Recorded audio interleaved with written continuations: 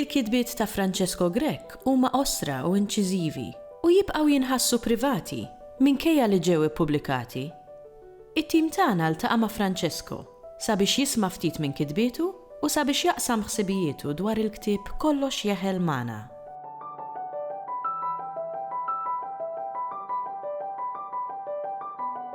Il-ktieb jismu Kollox jeħel magħna għas-sempliċi raġuni li aħna għandna din l-idea li anki speċjalment meta aħna nikbru għandna dik l-idea li tikber u tinsa.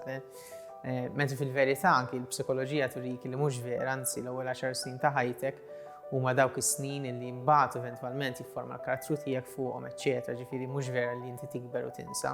Vera l-affarijiet jgħaddu, ma fil-verità kollox jeħel miegħek. U għalhekk għamilt dan it-titlu. Għamilt dan it-titlu mhux tfisser li jdu neħlu mal-passat.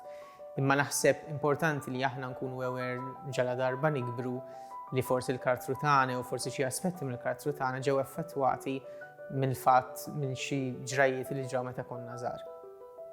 Issa rigward temi tal-ktieb, it-temi huma varji. Primarjament jitratta s-saħħa mentali, jitratta wkoll is-sesswalità, speċjalment is-sesswalità maskili li fil-letteratura Maltija hija nieqsa ħafna, nuqqas kbir ta' sesswalità maskili. Jitratta wkoll l-idea li tikber fuq gżira, l-idea li tikber ġo komunità żgħira, l-idea li tikber ġo Għawdex pereżempju, l-idea li tikber ġo Għawdex u mbagħad timuvi għal Malta pereżempju. Ġifieri titratta wkoll l-aspett soċjali li ħafna nies jgħaddu minnu. Il-kitba iva hija terapija. Infatti matul il-proċess anke tal-kitba tiegħi jiena kont nitkellem mat-terapista tiegħi u wkoll użajna l-kitba biex one nesprimi l-emozzjonijiet u tu nkun nista' nifhem aħjar dak li jiena għaddej emozjonalment minnu. Infatti anke minn studji riċenti juru kif il-kitba sservi mhux biss għall-kittieb li qed jikteb u qiegħed jara l-emozzjonijiet tiegħu miktubin ma wkoll il-qarrejja. Ħafna drabi jkunu għaddejjin ukoll minn dak tipi ta' emozzjonijiet imma forsi mhux kulħadd jgħidhomlok ġew iċċekk minn dak li huwa għaddej jew hija għaddejja. Il-kitbiet, jiena nħobb insejħilhom kitbiet għax ma nagħhomx li jaqgħu taħt xi ġeneru partikolari. Il-kitbiet huma rakkont bażikament huma djarju ta' ħajti bażikament minn meta twilit s'issa. Ġifieri iva forsi tista' tgħid li jaqa' taħt il-ġeneru ta' djarju imma ovvjament kif huma miktubin mhumiex miktubin taħt l-istil konformi kif is-soltu naraw ta' djarju. Allura min nħobb insejħilhom riflessjonijiet. Tieqa. Kont illi nafa minn mindu kont żgħir.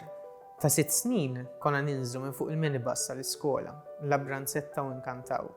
Kienet il-ħaġa tagħna li konna nagħmlu ta' kuljum.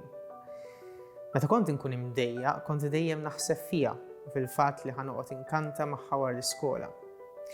Fis-sekondarja kellna ninfirdu għax il-ġenituri rriduni mmur ġo skola differenti. Illum kbirna ftit imma bqajna ġirien. Jiena żgħir tal-familja u tiżżewġu hija l-kbir miżżewweġ ma' wieħed Taljan u rari għadna narawh. Vera kienu kuntenti d-dar meta saru jafu li proponilu. Ġieli jirnexxielu jiġi darba fix-xahar mill-Italja, il-bqija nkellmuh via Skype. It-tifel tagħhom vera ħelu.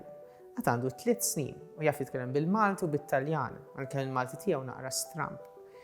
Waqt tan-nofs starset il-ġimgħa l-oħra mal-ħabiba tal-qalb tagħha u issa fadal jien biss. Jien tifel imma jogħġbuni l-bniet, naf. Ħafna minnkom ħatgħidu li m'iniex normali, imma jien hekk, ma nistax nispjega l-ħaġa. Din hija n-normalità tiegħi. Lil tad-dar għad nimettilhom b'xejn. Għax nibża ftit. Jisimha Sefora. Xi kultant noqgħod inħares lejha mit-tieqa, sabiħa wisq niftakar l-ġenituri tagħna meta kienu jarawna l-Abbranzetta kienu jifirduna dritt u jgħidulna qiegħu għax qed iħarsu lejkom in-nies. Ma' żmien waqafna. Jien ma rridx nieqaf. Imma mbagħad indunajt li vera n-nies kienu qed jgħidu fuqna.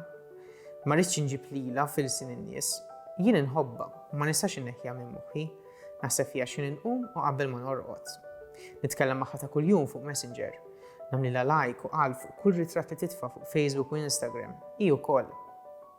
Nixtieq noħorġu xi darba waħedna ta' parti żewġ ħbieb. Mhux dejt, ħbieb biss. Aħjar hekk għalissa. Nixtieq nagħtiha bewsa ma nibża. Ħaġa waħda ma nibżax nagħmel, inħares lejha mit-tieqa. Il-motivazzjoni wara l-ktieb kienet varja, primarament il-ktieb ktibtu għalija nnifsi. Ktibtu għalija nnifsi għax il-kidba li ħloqt f'dan il-ktieb kienet parti mill-proċess terapeutiku tiegħi. Jiġifieri l-kidba oriġinalment ma kienx maħsuba li tiġi pubblikata. Ma mbagħad rajt kif dal-ktieb mhux biss għen lili, il-kidba mhux biss għenet lili, ma tista' tgħin il-ħadd ieħor u għalhekk dik kienet waħda mill-motivazzjonijiet għalfejn ippubblikajtu. It-tieni motivazzjoni kienet ukoll għax ma kontx rajt dit tip ta' kidba fil-letteratura Maltija u naħseb hija tip ta' kidba li hija interessanti li l-letteratura Maltija tiskopri u titħolġa fiha.